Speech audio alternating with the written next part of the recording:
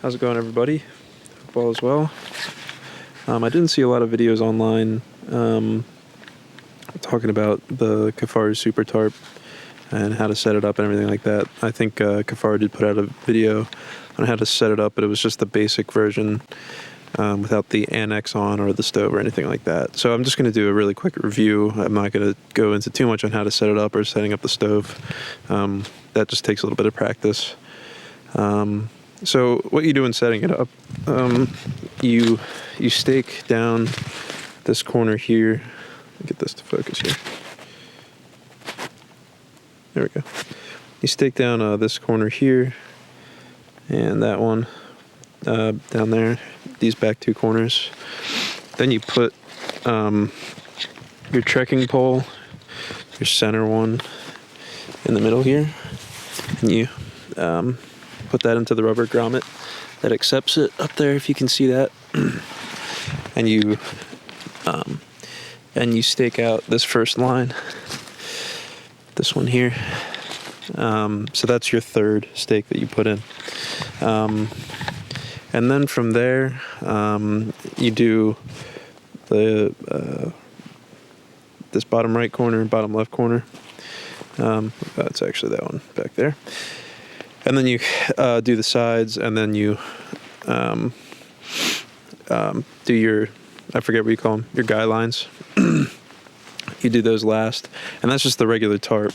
I used the tarp for about 2 weeks out in Montana this year without the Annex or the stove. It was September. It's nice and dry out there. The weather was pretty nice, really nice weather, and I was comfortable in it without the Annex on. We got a little bit of rain and a little bit came in on the foot of my sleeping bag, but it wasn't a big deal to me. I was warm enough. And yeah, I liked it. But I'm in Pennsylvania here, and it's December, and we get lots of rain, lots of snow. When I packed in to where I'm at, there was snow on the ground. So for that, I definitely wanted to have the Annex in the stove, so I ordered that. And so I just wanted to... So after you stake out the tarp, then you fit the Annex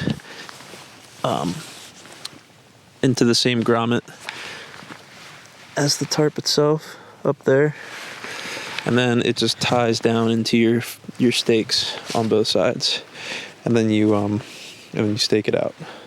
That's pretty much it. And then so what it really looks like is something like this, and you can use these Velcro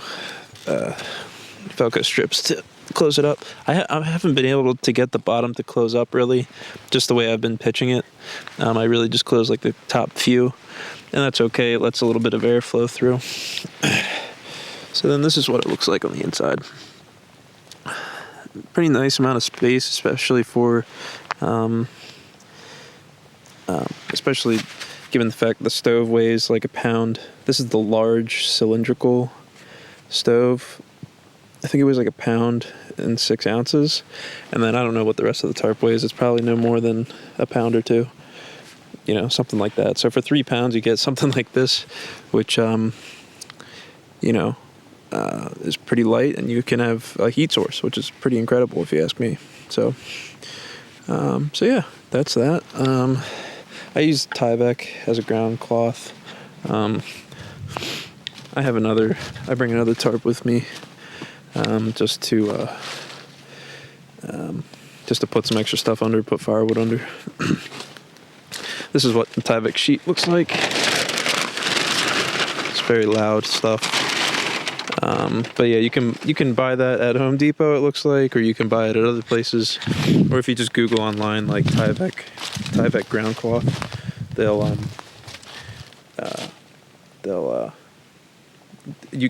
have it cut for you in the size of like a typical ground cloth, and you can just order it that way. So that's about it. I just spent 3 nights in it. The stove is great. You just got to get some nice hardwood.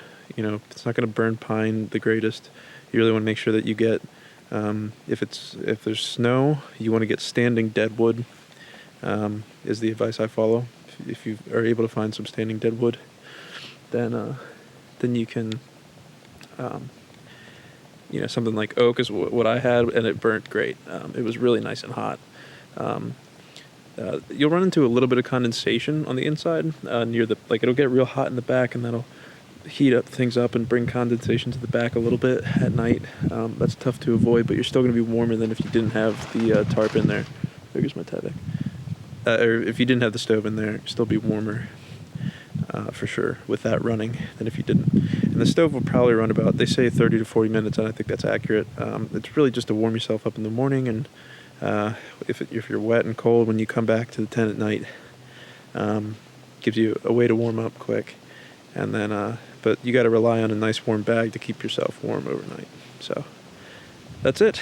I haven't seen a whole lot of reviews or overviews of this, so I wanted to throw it out there.